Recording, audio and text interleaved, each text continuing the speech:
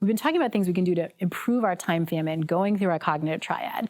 And now we're going to talk about ways that we can feel differently when we're feeling the pressure of time.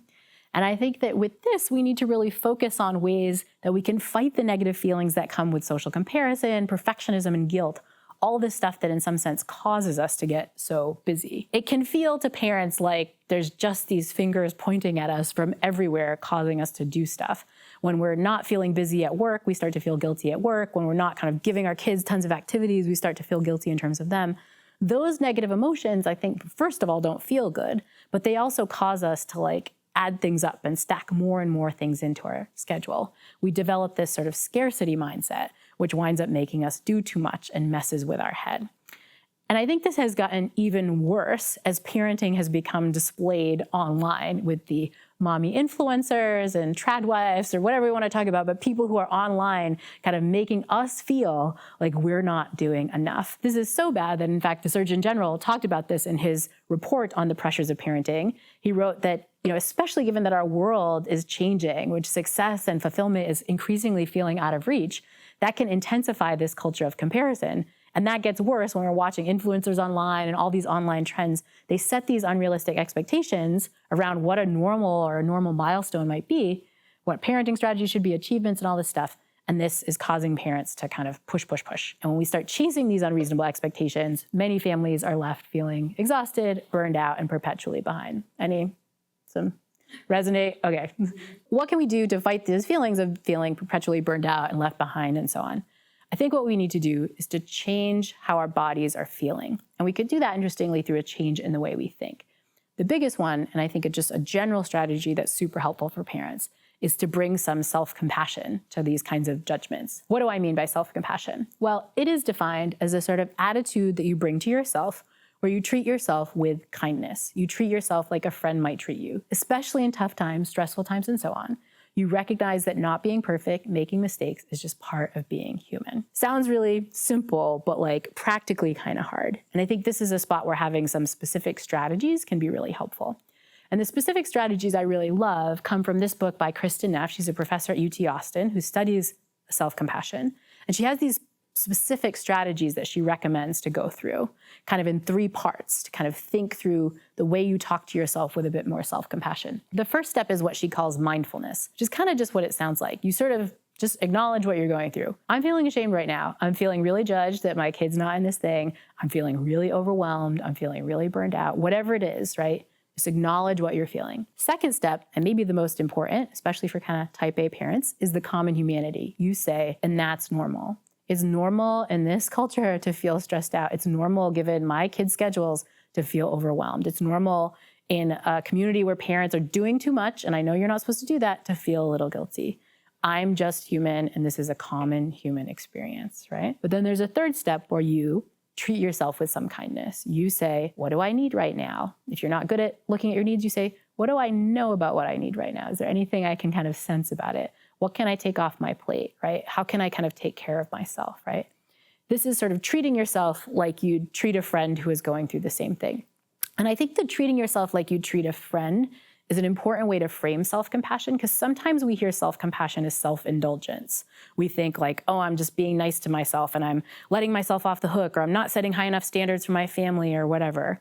And this is why the friend thing is important. If you had a friend who was really screwing up, who's they weren't treating their kids well, or the kids weren't doing enough, they were really, messing their kids up for college or whatever, you wouldn't scream at them like a drill instructor and be really mean to them, but you might check in, I'm just curious, what's going on? How are you feeling? You'd go into curious, kind, problem-solving mode. That's what you're doing with this last step. You're not letting yourself off your hook, because if you were really treating yourself well, you wouldn't let yourself and your family screw up. You're just kind of giving yourself a little bit of grace in a way that will allow you to perform better. The reason I love Kristin Neff's work is that she's studied the power of self-compassion in all these situations, and it just has these enormous psychological benefits we don't expect. One of my favorite kind of unexpected domains in which she studied this is that she's trained combat vets on experiencing more self-compassion, literally working through these 3 steps.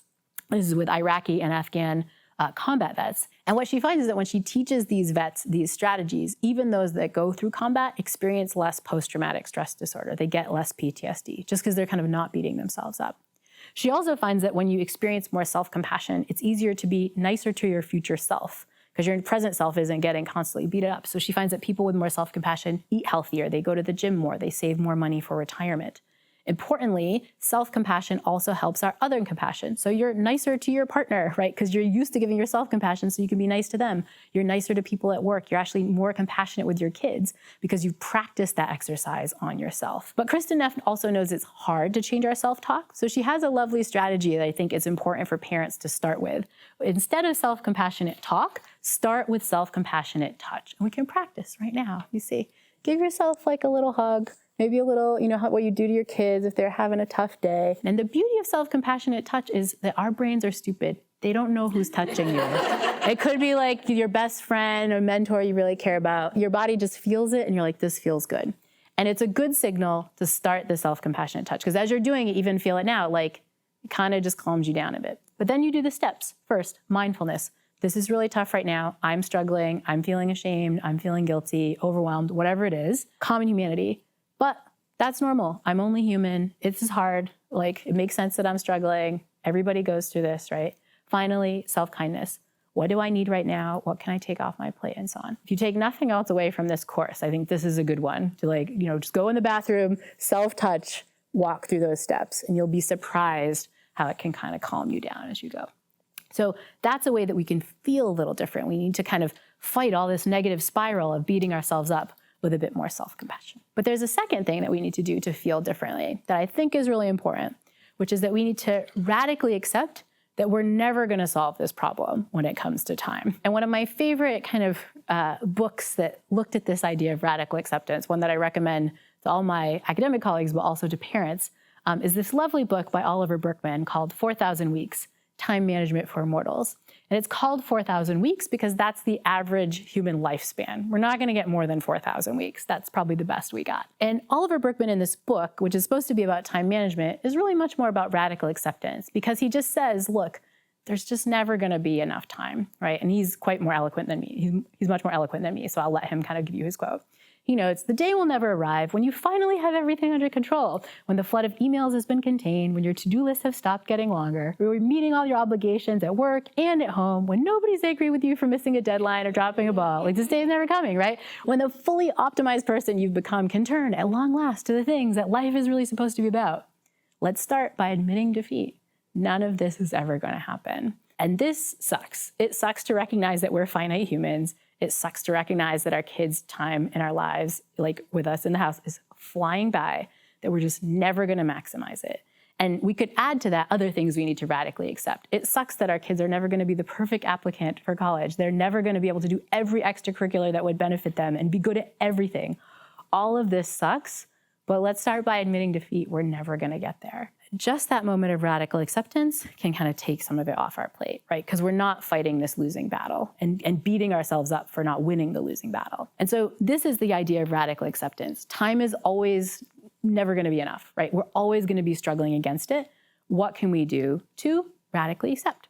Which is defined as just this practice in which you realize that there's this negative situation or feeling and it's outside of your control, and you say, that is it. I'm just going to allow this to be just as it is, right? The example of radical acceptance I sometimes get, because I'm like one of these people that hates the rain and I get really sad when it's raining, is like, you go out and it's raining and you could do what we might normally do, which is like, why is it raining? I don't like the rain. Like, this is so terrible. It sucks. Why is everything? Why can't it be sunny? My day is ruined. I hate it. You could be pushing against the rain, but that's not going to make it stop raining. It just is raining, right? And so radical acceptance looks differently. It's like, yep, this is what it is, right? And I think that we can bring that same this is what it is to our time pressures. Look, we're just going to have too much stuff on our plate, but I could not rail against this and push it to make the fact that it's making me angry and frustrated. I can just accept it. It's not like helpful to stress over these things that I can't deal with. Other bad times have come and we've kind of gotten through it, or just, at the very least, like, this is what it is. In some ways, this is tough advice, but it's the most effective advice. In fact, it's like the ancient advice that the ancients would give us about, like, you just need to come to terms with and radically accept this. But I think this is super important with time, because a lot of our problem stems from the fact that we think if we just get the right time management solution or calendar thing for our family, or if we just figured out the right drop-off schedule, it wouldn't feel so overwhelming. And the sad thing is, like, we're probably just never going to get there. And so let's just admit defeat and let our shoulders rest a little bit. You can all be Zen parents who have come to terms with the kind of Zen of radically accepting. And so that's how we can feel differently. A second strategy, we can sort of radically accept the fact that there will never be enough time.